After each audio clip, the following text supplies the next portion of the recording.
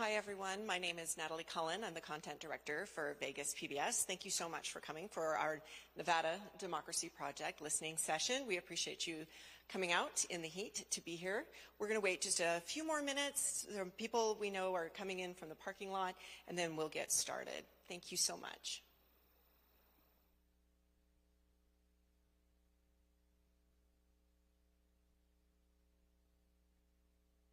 My concern is more specifically on the housing crisis. Lack of affordable housing. I read in the news recently that 70% of Las Vegas population cannot afford a home. I really, truly don't see the urgency that is needed in order to shift a lot of the issues that are currently going on in education. I think trying to start a family is very scary to me as I'm getting older because I don't know how the world is going to be. We were ground zero for the biggest mass shooting in America. Nothing made sense. Hello, I'm Renee Dixon, host of Nevada Week on Vegas PBS. And I'm Rocio Hernandez, reporter for the Nevada Independent. You just heard a few of the many questions and concerns people have shared during Nevada Democracy Project listening sessions. The Nevada Democracy Project is a partnership between two respected news organizations, Vegas PBS and the Nevada Independent. Together, we're focusing on civic engagement and community conversations. We're visiting neighborhoods around Southern Nevada to learn what you want elected officials to focus on, because we believe every Nevadan affected by an issue should have a say. Our team of experienced journalists will share valuable information across multiple platforms, ensuring coverage reaches more people where they're at. The Nevada Democracy Project, a continuous, trusted source for that information now in the 2024 election and beyond. Good evening, everybody. Thanks to all of you for coming out. I'm sorry, my voice is a little scratchy. I know that you wish there's probably more people here, but I think each of you has a ton of questions, right? Do you? Nod? Yeah, we're going to answer all your questions. We want to know what's on your mind. My name's John Ralston. I'm the CEO and the editor of the Nevada Independent, and I'm thrilled to be here in partnership with Vegas PBS, who are some of the great people that I've met in this business, and they are total pros, and they're about half this room. I'm sorry, I know I shouldn't have said that. They're going to get mad at me now. But if you can't laugh about stuff like this, right? So here's what we're going to do tonight. We're going to listen to what you want to talk about, the issues that either you think we should be talking about more in the media, or the issues that you think we got wrong. I want you to tell us about that too. Do you think we're biased? Do you think we're missing things? This is what this is about. It's not about us. It's about you. And so we want you to do most of the talking. And so as long as you have questions, we're going to stick around for you. Please tell your neighbors about the Nevada Democracy Project and tell them what they missed by not coming out tonight, the great 9-course meal that we've provided and all the rest of it. Tell them whatever you need to tell them to get them to come out. So thanks for coming. I really do mean it. I know everyone's busy. And I want to introduce the two people who are going to lead the discussion tonight. We have two great journalists here, one from the Nevada Independent, who primarily covers education, Rocio Hernandez, and Amber Renee Dixon, who is an on-air presence and been a great reporter in this town for a long time. So, Amber and Rocio, it's all yours. Thank you, John.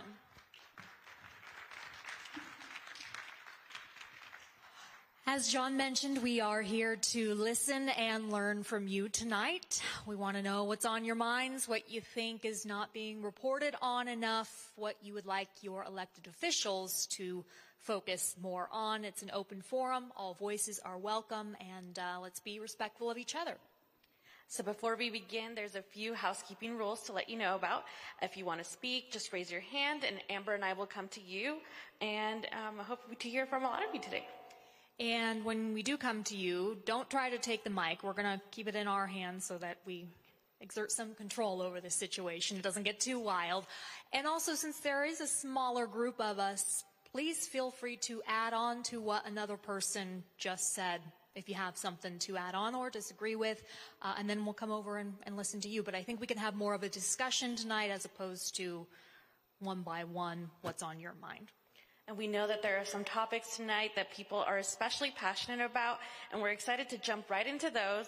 We just ask that everyone remain respectful of each other's opinions and to avoid curse words or defamatory language. Yes, no cussing, please, because this is being recorded as well as part of a live stream, and portions of it will be used in future news coverage.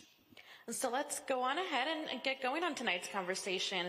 I think the first thing that we are most interested in hearing about is, there's many things I'm sure you could have done with your evening. So we wanted to hear first, what brought you here? What do you want to hear? What do you want to talk about?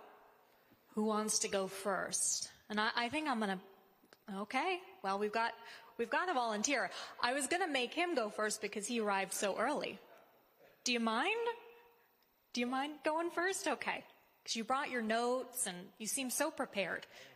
No, you're here to write down notes, okay. What are you looking to learn tonight? What kind of notes will you be taking? People I talk to across a wide spectrum of the valley, nobody likes the Formula One. Beyond the valley, as far away as Minnesota, people were thinking about coming, and after what happened, they're never going to come. Why are we having Formula One when nobody wants it? So those people... Any of the journalists who have ideas, even maybe might probably, it doesn't have to be a set and concrete answer. I'd like to hear about it.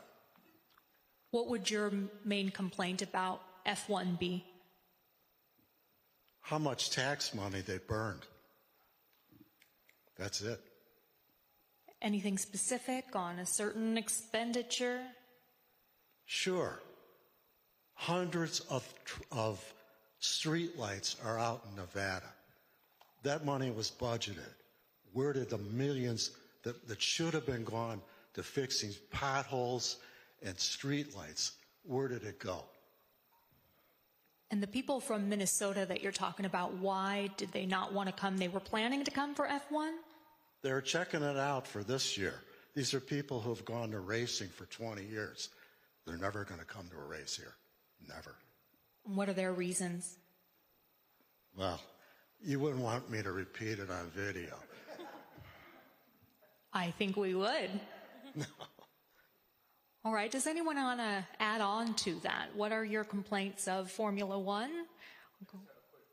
Okay. And anyone else so that Rocio can head your way? All right, your turn. The answer to that question is the same, what I'm seeing here, low participation. People need to fight and speak out. Low participation in objecting to it is what you're saying? Issues, politics, a lot of things in general. The voter turnout rate last week was pretty low.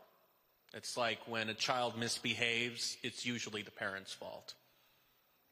Who did vote last week? Awesome. This is definitely That's the great. right crowd to be in. Yeah. Would love to hear from someone about why you decided to vote.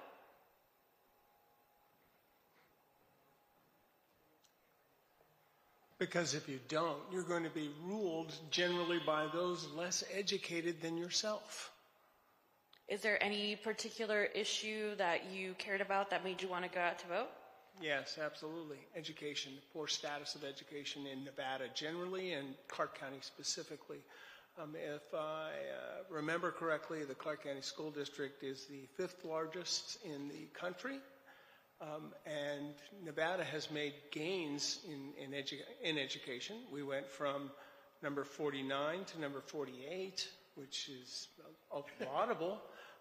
That said, I don't think there's any value in us being or having the 5th largest school district in the country. Numerous studies have shown that the best possible size for a school district is between 35,000 and 50,000 students. Yes, we hear about the inequities of tax across the valley, and there's generally solutions to fix that in terms of the number of students, the funding, the equity. Everybody talks about, well, then we're going to lose the value of central administration and central HR and central buses and all of that. No, that's shared services. That's done in many areas. I just can't understand why we can't get past one of the most critical things, because if you have education, you understand why you're going to participate in things like this.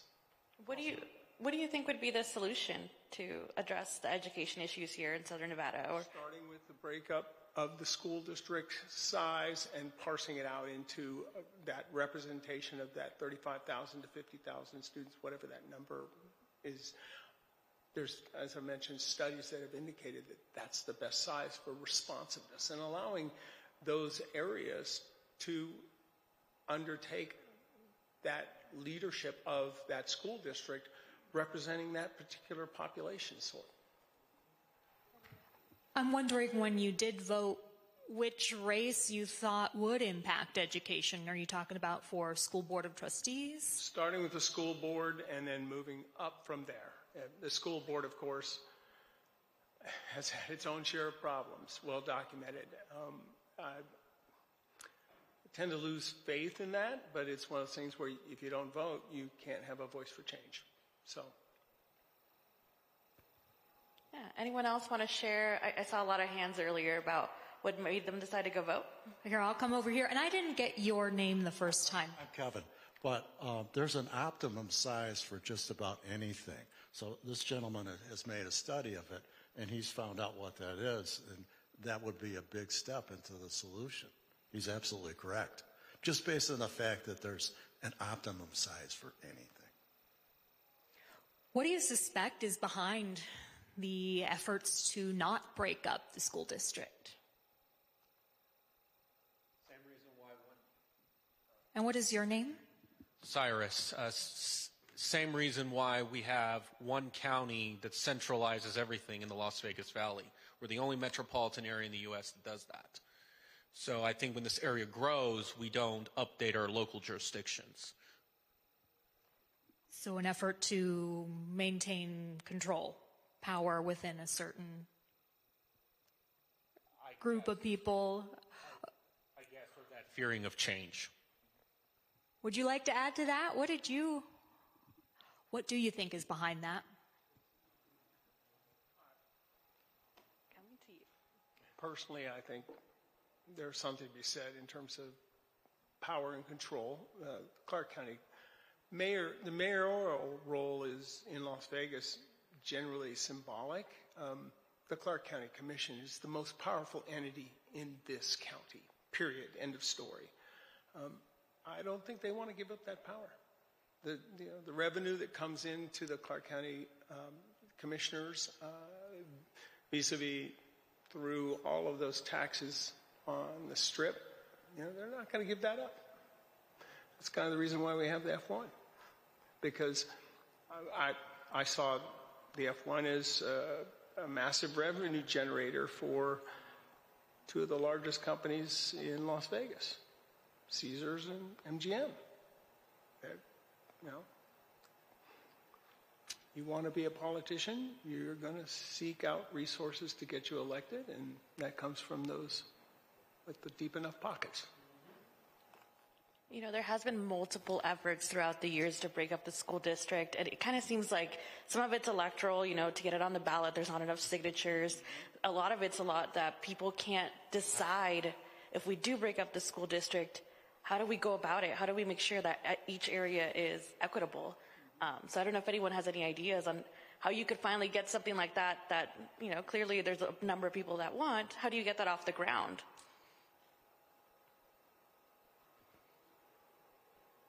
That's a hard one, I think, unless there are some former educators or education administrators in here. I'm going to come over and pick on you, sir. What brought you out today, and what's your name? I'm new. I'm a transplant from Colorado. I just want to find out what's going on. What have your impressions of Southern Nevada been so far? When did you move here? Just a few months ago. What do you think so far? It's too hot. Your water's horrible. Fix the water problem. What about the water? Are you talking about how it tastes? Yeah, it's pretty bad. What did bring you here? Oh, I just wanted to hear what's going on. Oh, I'm sorry. What prompted you to move here? Yeah. So it wasn't anything to do with taxes or cost of living? Not primarily, no. Okay. Anything else you've taken away besides the not so good tasting water? Well, it's terrible getting from one side of town to the other. You got some serious traffic issues here. Yeah. I didn't realize that actually till I tried to Lake Mead Parkway? Is that what it's called? Yeah. You need a new improvement job there. It's pretty bad. You can't get from one side to the other without just taking time. Yeah. Speaking of Clark County, recently there was a meeting and the Regional Transportation Commission said there are about $200 million worth of traffic projects that the county has issued to them, but without any funding to back them up. I'm wondering where you think these road improvements should get their funding from. Are you okay with changes to the gas tax, for example? If anyone wants to weigh in on that. I think that Clark County should stop funding F1 and use the money from F1 and put it on the roads and all of the infrastructure could be taken care of if they stop spending money on F1, and they know it. Okay. Stand up or sit. Okay. Right now, we pay 40 cents more per gallon than Moapa and Pahrump, and I compared Chevron stations. I think it's too much. And I think we have to realize that our urban planning policy is the problem. That is what's really, which I'll get to that a little later. But speaking of gas prices, yes, I do agree with the governor that we get a lot of our fuel from California. Costco is $1 more than here, and it's $1 less in New Mexico. This has to change. Where do you start with road improvements, for example? How do you fund those? First, you can start off by changing urban planning policy for future growth. Where do you see the issues with current urban planning? Long story, I'll get to it later, but go on and let others reply. Okay, we'll come back to you. Oh, I did see you. We have a Sorry. new taker. On the fuel taxes, Nevada has a higher fuel tax rate than other states, and that's simply the tax structure in this state, and you would have to go to the legislature to change it. And if you, to do that, of course, that would leave big holes in the budget, and you have to make up that revenue for somewhere else. So yes, it's, you can definitely say that the gas prices are higher in Nevada, but there's a reason for that, and it's going to turn into a game of whack-a-mole. If you knock the taxes down, you've got a big hole in the budget. One partial solution to that I think, and this is kind of an unpopular thing, but you can put a fee on the electric vehicles, because the electric vehicles obviously are not paying fuel taxes, so they're not paying their fair share. And if you were to put $150 per year fee on an electric vehicle, maybe even less than that, those owners can easily afford it, because they're saving much, much more than that by not buying gasoline. The amount of electricity to drive a car 100 miles costs much, much less than the same amount of gasoline. So there's one potential solution. The electric vehicles should be paying their fair share. And that, that's the electric vehicles and Amazon delivery vans and so forth are only going to become more common. Rocio, you want to go? Yeah. I would add on to that there's another aspect of electric vehicles that people are often unaware. The extra wear and tear they put on the roads is actually substantial. It's been borne out scientifically, because the weight of those cars is almost twice as much as a regular car. They're in the order of 3,000 pounds, 1.5 times the weight of a regular car. The tires are much more substantial, and they're designed that way because they have to carry that weight. They put more wear on the road. And you're absolutely right about the fact they're not paying gas tax. So that is an aspect of it that, yes, it helps the environment, and I'm all for that. That said, they need to pay their fair share, and the only way you're going to do that is by virtue of that non-gas tax. Does anyone own an electric vehicle in here? Aha. I'd like to know your thoughts on the infrastructure that exists to support your electric vehicle here in Southern Nevada, or anything else you want to talk about. What's your name? Hi, I'm Dave Niekirk. Hello, Dave. Hi. What do you think about, well, let's start with infrastructure for electric vehicles here in Southern Nevada. Yeah, to me, that's just one of the issues on the table. I think what my biggest concern is really a much broader issue with the state of Nevada. Nevada is one of the critical swing states as we go into the 24 elections. We have one party that's headed up by leaders who were involved in the fake elector scheme in the state, and they created they delegitimized the primary, and out of nowhere created a caucus to ensure only certain candidates got put forward. I worry about the true legitimacy of the political structure in the state of Nevada when it's one of the critical swing states, when you have one of the parties, in the eyes of anyone who understands democracy, completely delegitimized.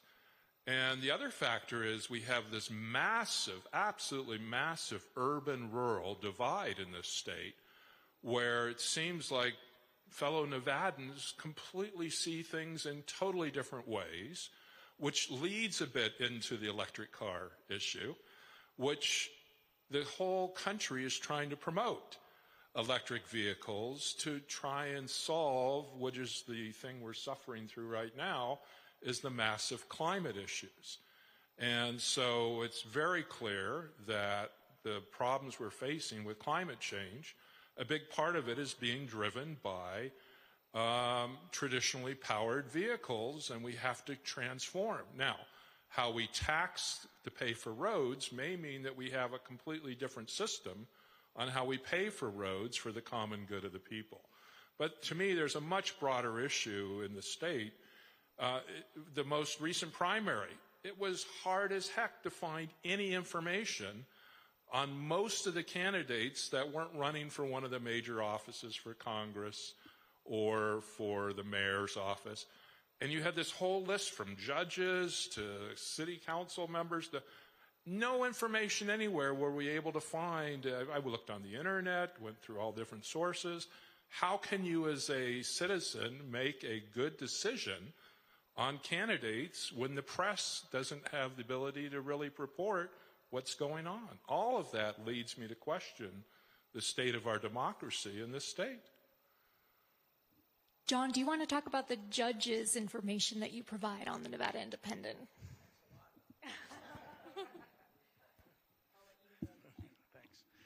You're absolutely right about that, sir. It's a great frustration for a lot of people, and for me, that we don't have the bandwidth to cover some of the things that I want to cover in local government, especially. Local government really isn't being covered very well in this state, and the judicial races are a special problem. Judges, in my opinion, shouldn't be running for office, but they are, and so we have to live in that universe. We have started a judicial project. We didn't get it going for the primary this time, but for the general election, when you go to vote for judges, you're going to be able to click on a page on the Nevada Independent site, and we've been doing this for several cycles now. You'll be able to learn a lot about those judges, not just their bios, but what their records are, what their records of reversal by the state Supreme Court are, and what a prominent group of lawyers, a diverse panel of lawyers, thinks of these judges. So you'll have that information for the general. It is a problem, and it's a problem for democracy, by the way, as you said, because if people don't have the information they need to vote for people, that when they go into the voting booth in November, that's a real problem. So we're doing our best on that. I hope you'll check out our judicial project. If you ever have questions about this kind of stuff, you can email me. I answer all of my emails, and most of the time I'm even nice. So, but seriously, you should email me because what you're saying is a real problem. We're trying to fix it. I want to get more reporters to cover local government. And so the best way to do that is for you to tell all of your friends to donate to our 501c3. And I say that everywhere I go. If you're worried about democracy, you should be worried about the state of the media. You should be worried about a vibrant organization like the Nevada Independent being sustainable. So I snuck in that pitch, Amber. Pretty good, huh?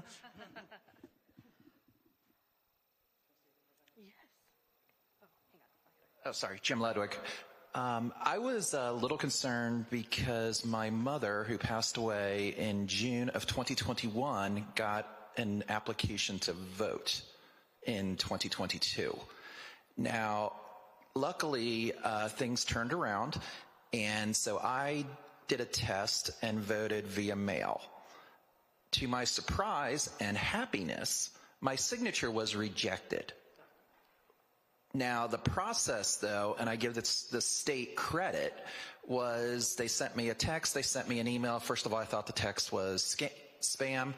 Then I got another email, and it was a link, and the link brought me to the Secretary of State's office. And then they gave me multiple options on how I could do this. And it was actually very easy, and I actually felt much more, not necessarily safe, but impressed with the way the system works. So at first I was like, okay, here we go. My mother who passed away gets an application to vote. How many other people got that? But then my signature being off a little bit triggered something because it didn't match exactly my driver's license signature. So that actually made me happy. I mean, that's your first experience voting by mail then, right? No, I've done it multiple times. Oh, gotcha. Anyone else? Oh. A little off topic, but you can give me a minute or so. I think that the vast majority are unhappy with the way things are headed. The way I see things in the Las Vegas area, a lot of bad apples took over the area after the 1980s, especially the major casino hotels. And this is where we're seeing service quality, overpriced goods has really affected it. It's also impacted our politics with dirty money tied with the NGOs and unions. And they use their one county system to centrally control everything. This is why I propose breaking up the county. In addition, our economy is largely, especially here in Las Vegas, propped up by credit cards, and these unsafe loans, because again, we didn't truly recover from the financial crisis 15 years ago. It was really bad. We reinflated another bubble. We've continued the same mantra of building cheap quality homes in addition to horrible urban planning policies. It is no coincidence why so many people believe that we're in the wrong direction. And I think a lot of people agree we need a lot of new management. Thank you. Sir, was there something you wanted to add? Okay. I'm not sure why I thought that. I haven't heard from you yet. I'm wondering what brought you here today. What do you want to talk about or hear more about from journalists? Actually, this is probably for John. I am probably one of the few boomers who gets all my news through podcasts. So I was greatly disappointed when the funding wasn't available for the continuation of the Indy, because I loved it. I thought it was a great venue for getting the news out that was both local and regional. And you guys did such a great job in terms of the reporting that I just felt I felt the real loss of that particular outlet. And I know that you guys, it's very difficult to manage the financial situation when it comes to local journalism. And so I'm thankful that you guys are around. It's just that I never developed the daily paper habit, and even the website. I love the web, but I don't go to it for the news. I've gotten used to the news coming to me. And I don't watch local TV because I find a lot of local journalism is just, people around a desk trying to they're not reporting the news. They're just, it's like, I don't know. And I've got a degree in journalism, and I love the independent and the indie, and I'm sorry that the podcast is no longer around. Yeah, I think a lot of people are. Was there something in particular you got from that you can't find from other sources? It was a good balance between what was going on in Reno and what's going on locally. I thought, both, it had that, it was not, local journalism in the sense of a lot of TV journalism, like I said, that's like click media. They were very much reporting what's actually going on the ground as fairly as possible. And I just really felt like, I get it now. CityCast has kind of filled that gap to a certain extent, but I really enjoyed both what was going on, hearing from Reno, and you guys had somebody in DC, I think, and so there's a lot of good journalism in terms of it wasn't motivated by clicks, by outrage, by all the stuff that the social media machine tends to churn out. It was just what's actually going on. Who can we talk to, reliably? So that's what I miss. May I ask you, where do you get your news? I pretty much rely on the Wall Street Journal and the New York Times. I read both of those. I have subscriptions to both of them. I like juxtaposing the positions. You can see a certain political bent in each one of those. My undergraduate degree was in journalism as well. So it's one of those things where I've always, one of my favorite professors, she said early on when I was talking about Newsweek as a student about how great it was and how objective it was. And she said, "You think that's objective?" And I said, "Of course it is. It's Newsweek." No, it's not. There's a point to everything. There's nothing truly objective. But that said, I also agree with you, Joe, that John has done did and still does an amazing job with what I call independent, verifiable news. And if those outlets that you mentioned are your focus, then how did you become aware of the issues with CCSD and develop an opinion on whether it should break up? I've lived here for 40 plus years. I was in higher education. I worked at UNLV for 34 years. So I'm pretty cognizant of students in, students out. I keep myself apprised of those issues. I want to make sure that we get at least to everyone once. So I wanted to come around to you and ask you about, what did you want to hear today? What made you want to come out? Sure. I had one big issue I was going to talk about, which I'll get to in a moment. I wanted to follow up on a point from a gentleman from Colorado. Welcome to Southern Nevada, by the way. Hope you come to love it as much as we do. About the traffic in town, just a quick kind of point, which is, there's a kind of a joke that Nevada's state flower is the orange traffic cone because they're just everywhere. But you often see that there's construction projects happening, there's cones everywhere, but there's actually no work being done. The roads haven't even been dug up or anything. And even just, I was late to this event because I was driving from work downtown, down the 95 here.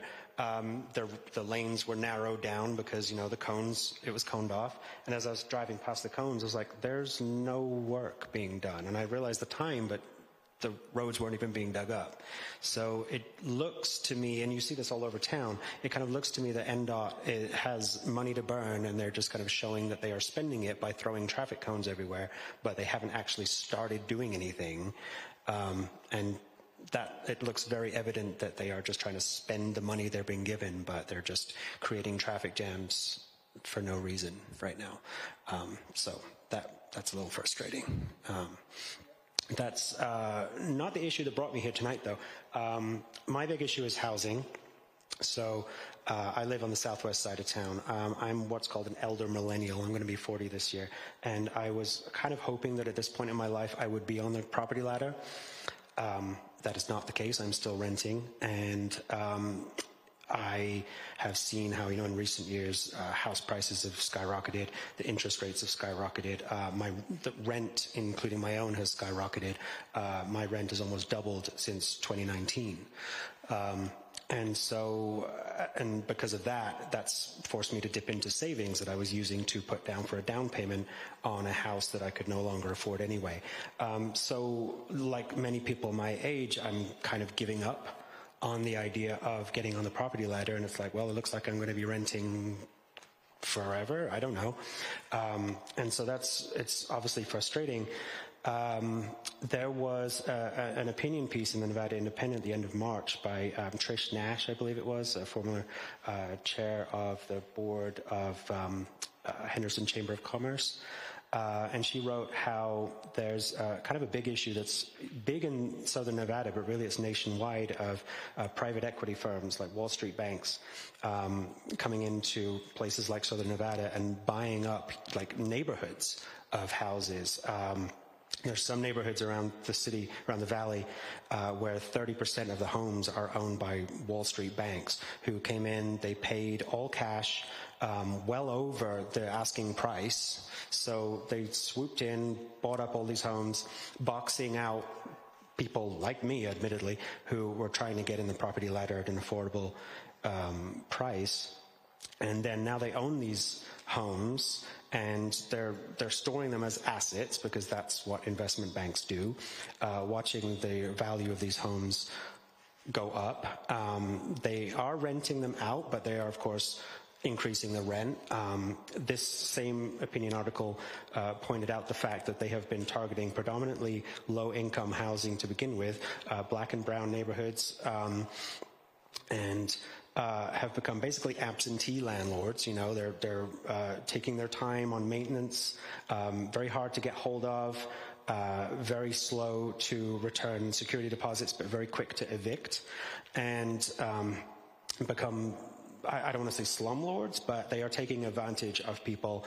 They are the reason why one of the reasons why housing has become so expensive. And so this opinion piece essentially advocated that there should be regulations against this happening. I don't necessarily trust the federal government to do anything about it, because they're too gridlocked. They're talking about the draft right now for God knows what reason. But I do think that there could be something that could be done at the state level to restrict these investment banks from coming in and doing what they're doing, and perhaps even requiring them to sell what they have to free up the market again, to help lower the cost of housing. And that could be done like right now. I understand that building more is beneficial. Sure, let's do that. But there's quicker ways to lower the prices too. And one other thing, I'm sorry, I'm talking a lot, but second home, like empty homes all around the valley. Just as an anecdotal example, my next door neighbors, I've been living in my house for almost a year, and the house next door has been empty. I've never seen anyone in or out of it. I looked up the owners on the county assessor website, because it's public information. The owners live in California, and they, again, if they had rented the house out, that would be great. If this is their Vegas vacation second home, okay, but I've never seen them. So this is a house that's just sitting there empty, one of hundreds, if not maybe thousands, around the valley. And I've seen suggestions in other communities with similar issues of like even a tax on empty or unused vacant homes, something to disincentivize people from leaving these homes just sitting empty, that would actually encourage them to rent them out, make them useful. And yeah, I think that's my 2 cents. Yeah, well, appreciate having you here. Did I hear you say you think something could happen immediately to lower housing prices? Well, not immediately, but I mean, the next state legislative session is happening next winter, spring, and if they were to pass legislation to stop investment banks from buying up empty properties around the valley, like that could theoretically be done much quicker than the federal government would. Does anyone here think that who they elect for president in November will impact the price of housing, can impact it? Anyone else? Okay, by opening up the amount of available land. Okay.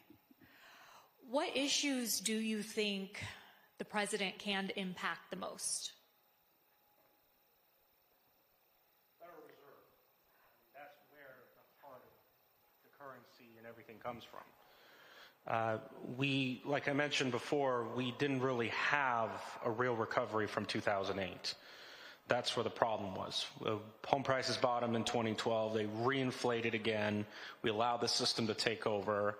Our elected officials from both parties were incompetent about a decade ago. We lowered interest rates very low. So I guess perhaps we could open more federal lands, but we have to let the bubble implode. The Federal Reserve does operate independently, though, than the president. So how do you argue? I mean, maybe perhaps the president would bully the Federal Reserve into changing? They appoint the chairman. Anyone else? Can you want to add on to that? Oh, and zoning reform. I forgot that. Zoning codes, yeah. I would point out that you're correct. The president does appoint. He appoints subject to confirmation by Congress. However, they serve an independent 6-year term. Once they're on that board and once they're the chair, they're independent. Numerous economists have stated that, what's this line? A market unfettered by government interference will find its own balance. That also pertains to the banks. So, for example, there was a discussion about, I forgot his name, the head economist, or sorry, the head of the Fed in 2008, who they really thought about, do we let it burn? Do we let banks fall? And because this is a capitalist society, we work in a capital market, and yet government jumped in. And they thought, why? Because the potential result would be so catastrophic as to be reminiscent of the Great Depression. So my point about, in response, is you have a point. That said, I believe that the market will find its own balance. We may not like it. We elect government officials to serve as our representatives to make the best decisions for us. The Reserve has a 2-part mandate: keep inflation low, keep employment high. And unfortunately, those two actually work in direct opposition to each other. You have to impart pain economically to lower inflation. You have to impart inflation to raise jobs. It's back and forth. Rocio, do you want to allow Henderson?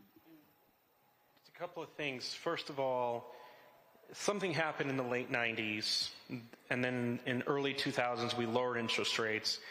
We repealed the Glass-Steagall Act of 1999. Ever since that happened, we started to see all these bubbles. Before that, Vegas had very stable home prices. We built more homes than we did in the 90s than we did in the last 10 years. We had more population growth. And also, and Glass-Steagall was one of the reasons why, for instance, people supported Bernie Sanders in 2016. That's why I didn't like Hillary Clinton. And that's probably what led Trump the election in 2016, because they saw him as the less Wall Street candidate. So regulations do matter, and it pisses me off that it wasn't brought back in 2012. So. Can I ask the gentleman from Colorado, or were you telling me a big rap, or? Okay. Your housing situation. Was it difficult to find housing here? Was it expensive, in your opinion? Cheaper than Colorado. What is the housing situation like in Colorado right now compared to here? Oh, I'm no expert on it, but prices are typically higher, and there's a lot of people who are not able to afford houses for similar comments that were made by some of the people in assembly here tonight.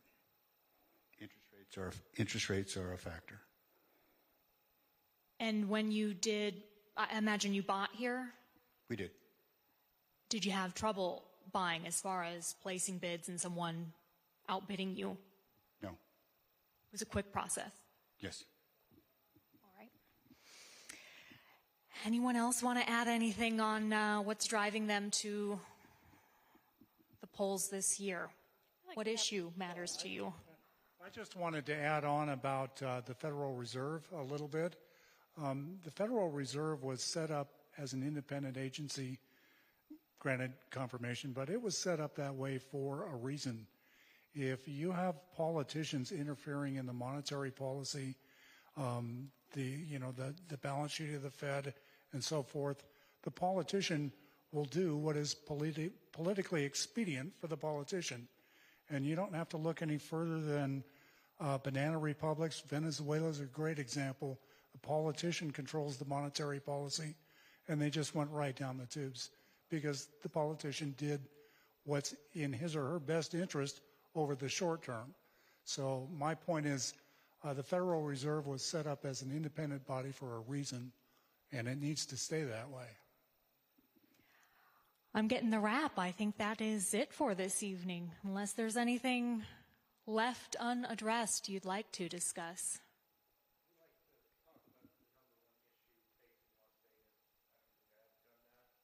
We'll give you one more minute and then we'll wrap up. I went to the RTC meeting last week, and I think the urban planning issue here is the worst concern living here in Las Vegas. In fact, it impacts a lot of issues such as gas prices, car insurance, housing, construction, the list goes on. The top concern in Las Vegas is that most homes here are tiny lots or multifamily, and yet they're very car dependent. The housing is very comparable to many inner city neighborhoods across the country. This car culture is not free choice, despite what people tell you. This is done by zoning, a lot of codes and regulations.